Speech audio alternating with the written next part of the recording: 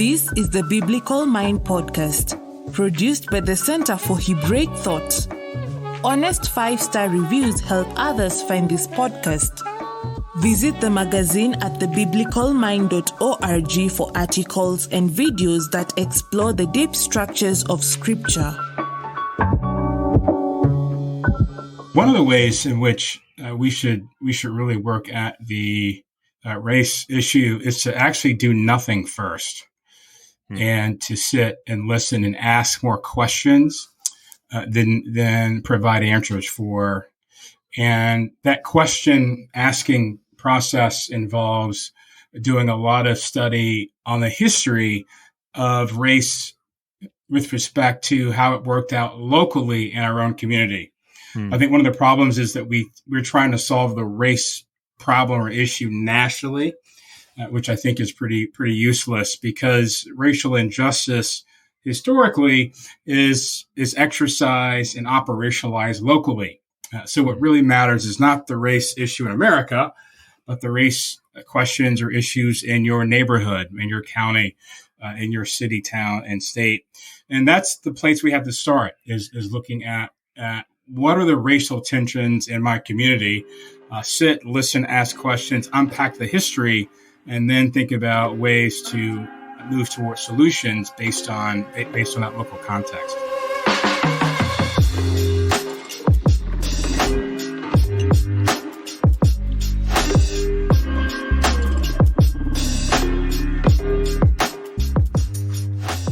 Do you find that a lot of people who, I guess, enter the waters of what is called racial reconciliation, or they just hear about these issues and they want to do something as a Christian, do you find that many of them are kind of starting from today, like how people are treated differently today, and let's try to work forward? And like, is that even possible? Can you ignore the local history that you've suggested and just say like, okay, yeah, that was then, but right now here's the situation. Let's try and fix that. Does that seem silly or productive? What for you? Yeah, I think there's a rush to want to fix it, which I think is the problem. I would argue that you don't know what to fix quite yet unless you've really studied the local history. I think for most of Americans tend to think about the history this way, regardless of your neighborhood. There was slavery, and then there was a civil rights movement, and then there's 2022. Right. And there's so many other issues and issues and topics and questions and all sorts of things that you need to explore between that history. I think so much of our discourse regarding racial reconciliation is often missing the necessary work of unpacking what happened in the 1970s, 80s, and 90s, which actually speaks to the racial issues that we have today, more so than what happened, I'd say, even during slavery, Reconstruction, or even at the peak of the Civil Rights Movement. Actually, the 70s and 80s and 90s really inform more about the issues that we have currently than ones in the past. So I think that we need to move toward reconciling slower, because we don't know what we need to reconcile quite yet unless we've really unpacked what happened in our own community locally. And the reason I say this is that it actually empowers people locally to own their histories and figure out a way to move toward what I call racial solidarity. I choose that phrase rather than racial reconciliation. Racial solidarity, where you sort of are looking for ways to work together to serve the common good. Yeah, so going back to the 60s, 70s, and 80s, or maybe even 70s, 80s, and 90s, what do you see as the cardinal history that informs a lot of race relations, racial issues today, tensions included? Yeah, so one of the major failures of the entire country, local communities, states, the church, politicians, the business community, any mediating institution in America, the big failure in the 1970s was to act like Jim Crow never happened. Instead of working toward a process where we were actively transitioning from decades of systemic and racial injustice to a context of racial liberation and healing. We didn't really transition. We just sort of stopped and hit the reset button and act like, well, I guess it's over. And I think that there was a sort of piecemeal approach that really did not help us at all, because on the one hand, especially in the South, you had a lot of conservative evangelical Christians who were resistant to some of those changes for lots of reasons. And then you also had the sort of sequestering of the Black community into neighborhoods where they lost their interaction with so many other parts of the culture. And that really was a recipe for failure. So by the time we got to the 1980s, you had an extremely polarized political and social and economic context where the Black community was sort of sequestered from the people that had the power to actually bring change. And this is mainly sort of a white middle class community who held so many of the offices in local government and who were leading businesses and things like that, to sort of work together to figure out how do we transition from Jim Crow to racial equity or liberation or freedom. And we just never did that. And what we have been doing is incrementally, I'd say in a very piecemeal approach, trying to do that. And it actually never worked. And what we saw was the failure of that erupt in Ferguson, Missouri. It's funny you cite the 80s as like this pivot point, and I think I've heard a lot of people lately, especially talking about political polarization, they point back to the 80s as the golden era of conservatives and Democrats, Republicans and Democrats working together, Tip O'Neill and Ronald Reagan getting drinks together.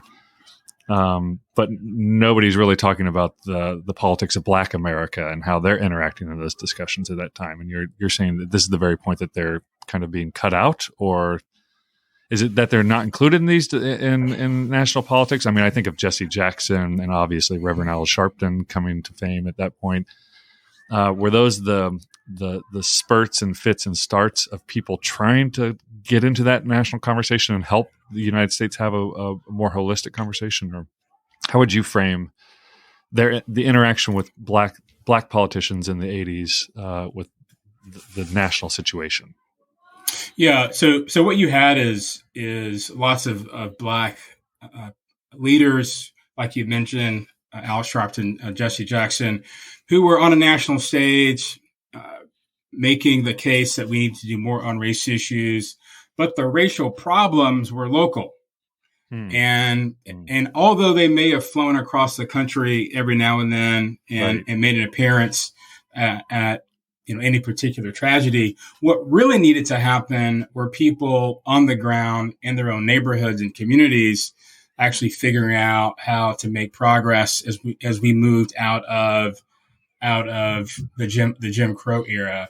And so what you had when you had really sort of solidified, I'd say, by the 1980s was the racial polarization that was the consequence of the suburbanization of the white middle class. I mean, by the time we got to the 1980s, it was pretty clear that the white middle class was geographically separated from the Black community, including the Black middle class. And so the sort of two groups that needed to work together to really bring the best solutions, especially to the truly disadvantaged in inner cities, were sort of cooperative networks between the Black middle class and the white middle class, but they didn't live near each other.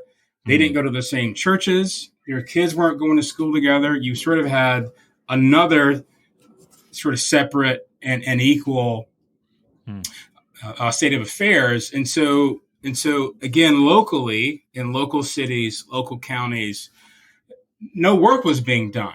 And too much reliance, I think, on solutions from Washington, D.C. and the national stage.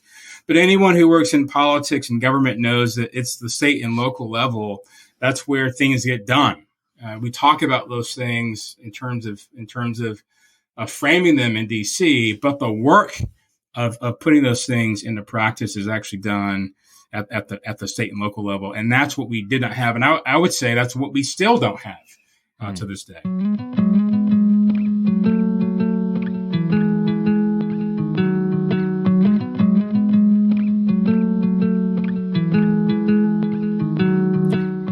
So I wonder, you have worked with a church on racial reconciliation in the South, and I wonder, just turning really quickly, thinking about biblical theology and what Scripture teaches, obviously not on this issue, but more broadly on the issue. Where's your kind of go-to place or the series of thoughts happening in Scripture that guide your thinking on this topic? Even maybe the local issue, which I'd say is a strong thesis throughout the Torah, thinking locally as well. So I would probably start with thinking about unpacking Jesus' teaching on forgiveness, and to sort of think about what it means in the context of being forgiven for our own sins. To sort of think about those in the context of the Lord's Prayer, to think about those in the context of this orientation and disposition that we are to forgive others in the same way that God forgives us, and to think about what that means in practice, right? Which really, in my estimation, has more to do with not coming together and singing Kumbaya and having a joint service where white people, there's sort of white people bring their casseroles and black people bring soul food, and then we sit around and just hug each other and have this sort of pastor swap every February, right, during Black History Month. But to really think about the sort of Greek sense of forgiveness as dismissal and release and pardon, right? And so it's this idea that you're coming together for the purpose of no longer holding it against the person or the group that committed the offense. You might say it this way: you're going to let it go. And this is what a lot of people are going to struggle with, right? Because there's this sense of, well, what about justice, right? And I'm thinking, well, do you really want, do you want God to treat you justly, or do you want God to let it go? Or I would say it this way: would you prefer mercy over justice, or justice over mercy, right? You're going to choose mercy. You're going to choose God letting it go. And so I think there is this sort of cultural sense in which is distinct from the Christian one. There's this cultural sense of an eye for an eye, right? You have to, somehow we have to pay this back. People need to feel hurt. They need to feel the hurt that I felt in order for us to sort of achieve some parity or some sense of reconciliation. And I don't think that the Bible really moves us toward the sense that the offender needs to feel the pain that I felt when I was offended. In fact, it seems that the one who is in the position to offer pardon and release and forgiveness is in the position to let it go, to release the offender from the obligation of owing this debt of transmission.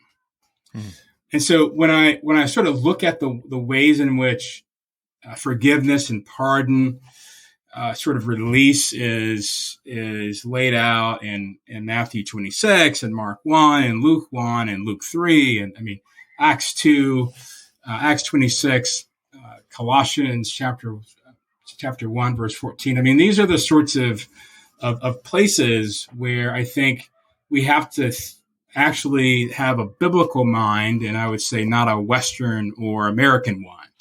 Right. Where you actually want to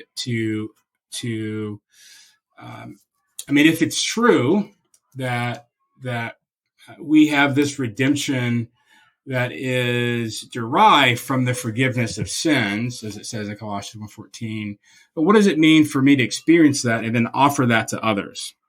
And so this idea of release and pardon and letting it go is part and parcel to that practice. One of the ways that I encourage people to think about this as I wrap up this point is that you essentially want to treat other people the exact same way that God treats you. Right? Which, not a profound point. Someone may have said that before, right? But that's when we enter the race discussions, the burden actually is on the Black community to display these magnificent aspects of redemption in the gospel by pardoning and releasing and letting it go. And I would say, especially in the South, you have this sort of white Christians are in this position which they're not used to at receiving mercy. And to encourage them to humble themselves and enter into relationships where they're the recipient of grace, right, and mercy, rather than the dispensers of grace and mercy. So much of their history has been, we send out the mercy, we send out the missionaries, right? We send them out. But in this context, if you're white in the South, you're actually on the receiving end of grace and mercy because of the definition and the way that forgiveness is used in the Bible.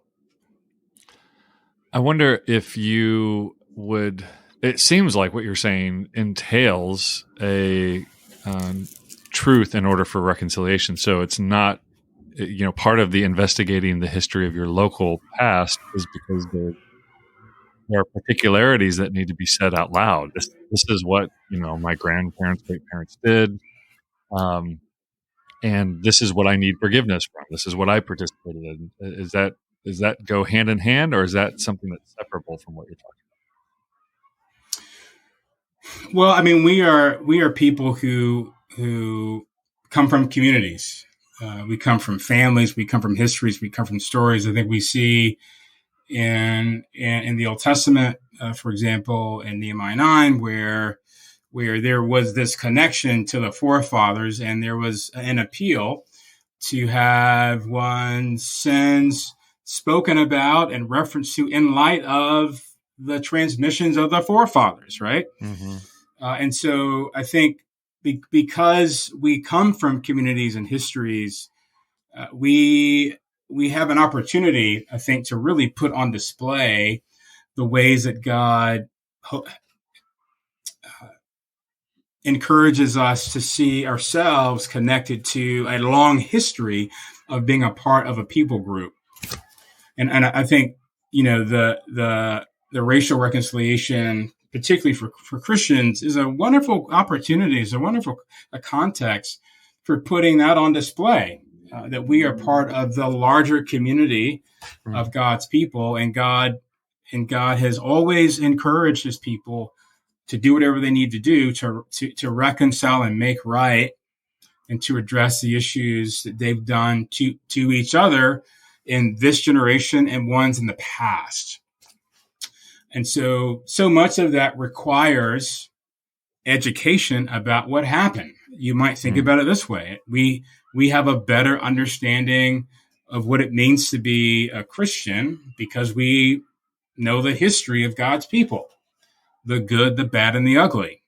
And we don't understand the New Testament without understanding the Old Testament, right? The Old Testament informs our understanding of the New Testament. And so why would God give us a book with stories and histories and say that, hey, you're connected to those people, and those people's victories are your victories, and their transgressions are also your transgressions. And that spirit of seeing ourselves sort of socially located with a group of people that got us to this point, I think could be really, really helpful.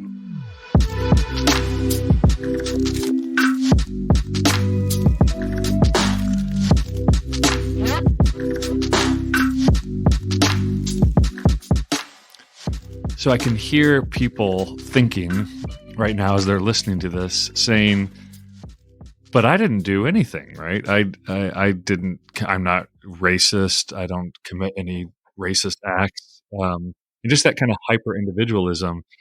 And I think what you're describing is kind of a general lack of sense of history, like a generalized lack of sense of history, which Americans are kind of famous for around the world. But also that very specific. I mean, I think I remember hearing reports of lynchings and like the specifics that were happening at lynchings, and people like taking parts of the body home and keeping it in jars on their shelves and posing with vivisected bodies. And at some point it crossed over some boundary where I thought like, oh, this is terrorism. Like this isn't just murder. This is like terrorizing an entire group of people. And I wonder if people, there's a double-edged sword here. You could say, the modern person could say like, well, yeah, I didn't participate in any terrorism. I've never done anything like that. And I would be horrified by it as well. But it sounds like what needs to happen is for people to say, these were my people who did commit acts of terrorism, of which today we would decry in the public square as terrorism. How have you helped people overcome that dualism in their mind, that I didn't do this, but I belong to this people who did this, and therefore I need to be involved in this process? Yeah, it's a great question. I think because we're Americans, we often think of ourselves as individuals disconnected from history. We often think of our birth date as the beginning of our maturing in the world, but it's not. I mean, you're born into a family and given a last name. And not only that, so much of how kids are raised in our culture is that you're often told, hey, you're a Johnson, so act this way, right? Or you're a Bradley, so make sure that you do this or that. Hey, we're Dallas Cowboys fans. We don't like the Steelers, right? So it's interesting that we have this amazing ease. And one of my friends, Stephen Christoforo, in the Greek Orthodox Church, raised this point, and I have not forgotten it, that we find ways to create a sense of belonging to community with sports, but we can't do it with anything else. So people will raise their children to be Steelers fans from day one, right? They'll put them in a onesie. They'll give them Steelers toys and things like that. And then here's what's interesting, right? The kid will be 10 years old, and the kid will be telling a story about the Steelers winning the Super Bowl in 1967, and we'll use the word we. We'll use the third person pronoun. Well, we won that game back, and I'm like, kid, you weren't even alive. Yeah, liturgy successful. Yeah, right. What do you mean we? There was no we, right? And or people talk about the sort of great victories in American military history using like we. I'm like, no, you weren't even on the battlefield. So there's this interesting selection bias we have, where we're easily able to attribute ourselves and include ourselves in the we for, I'd say, benign things like sports, or even maybe even victorious things. But we don't include ourselves in the we with respect to failures. And this is what's different about what the Bible encourages us to see. I mean, in Nehemiah 9, verse 2, it says, those of Israelite descent had separated themselves from all foreigners.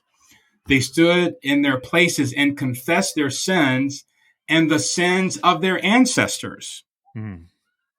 Because they saw themselves not as individual Israelites in the present, but they saw themselves as a people who came to whatever state of affairs they were in when Isaiah was speaking to them because of their ancestors.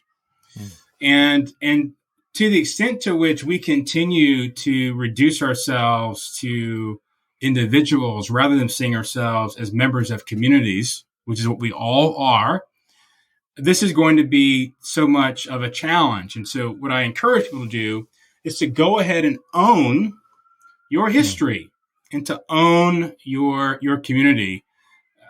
In sociology and psychology, it's often referred to as a community of discourse. That is, that you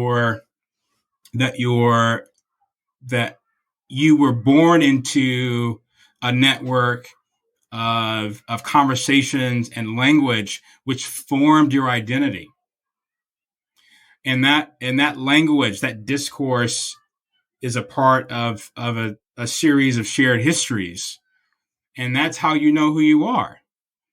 And it's okay to own that. I mean, Germans have to do this in Germany to this day because of the history of the Holocaust, right? To be a German is to have that as part of your history as a German. You can't bifurcate your German identity from German history. But Americans, it's against the law to say that the Holocaust didn't happen. You can't deny it either. Yeah, exactly. But Americans believe that we can selectively identify ourselves with the histories that got us here. And I just encourage people to go ahead and own it. But listen, don't just own the bad stuff. Go ahead and own the good stuff too.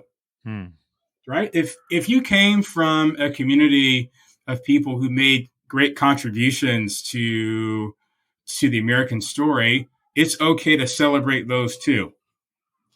But you can't make an idol out of them, right? Because there's also going to be some weaknesses and some transgressions in there as well. And I think that's the difference, right? Is that you don't want to idolize your community and have this sort of reverse utopianism about the story.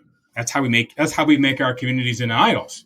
They only did good things. And I think we also don't want to only talk about the stories and histories that got us here as negative aspirations or negative productions of evil, because that's not necessarily always and only true as well. That's really, really helpful. Going back to your idea of racial solidarity, would you say that it's, well, I like the idea of racial solidarity because it gets you off the focus of that the only thing you need to do is be reconciled somehow, and it deals with the, well, then what? And that you're actually there to do something for your community together. And then B, I do wonder if you can do that without ever owning the history. Like, do you think that's owning the history is a necessary step, or it's a nice step that could happen along the way? I would say that if communities really want to effectively have an impact in their neighborhoods, and by communities I mean communities of Christians and churches, if churches and Christian communities really want to work together to do things that are really effective and offer real change in their communities, they can't do that unless they know what the issues are. And what we've seen again and again and again and again is that people often take their cues about what the issues are from the national stage. And that rarely speaks to the specific issues in one's community. So whatever it is, the sort of constellation of issues that that led to what erupted in Ferguson, for example, is a different constellation of issues than some of the racial tensions in other parts of the country, right? And so you want to do that sort of overly local historical work so that your racial solidarity is most effective and sustainable and actually makes a difference, actually does something. I think it's a necessary part of moving toward effective progress. And therefore becomes part of the history that your children and their children can own. Absolutely, because I mean, you could probably speak to this more than I could. I mean, place matters, right? I mean, it informs and directs us. It gives us a sense of identity. And I think the extent to which we take more ownership of the place in which we inhabit, we can really figure out ways to, I'd say ritualize moving together in order to help each other. And you know, I jokingly mention sort of kumbayas and the potluck dinners, but you know, doing those things with food and celebration and joy together, I think is a really, really good place to start. Kind of celebrating the fact that we have far more in common than we do have our differences. And what does it look like to own our commonalities, to recognize our differences, and figure out a way to help each other, help our communities, and to really reflect the goodness of God. Well, Dr. Anthony Bradley, thank you so much for your wisdom on this topic. Thanks for having me. You've been listening to the Biblical Mind podcast, exploring the deep structures of Christian scripture. For more, visit the magazine at thebiblicalmind.org. Subscribe to this podcast at all the usual places so you never miss an episode.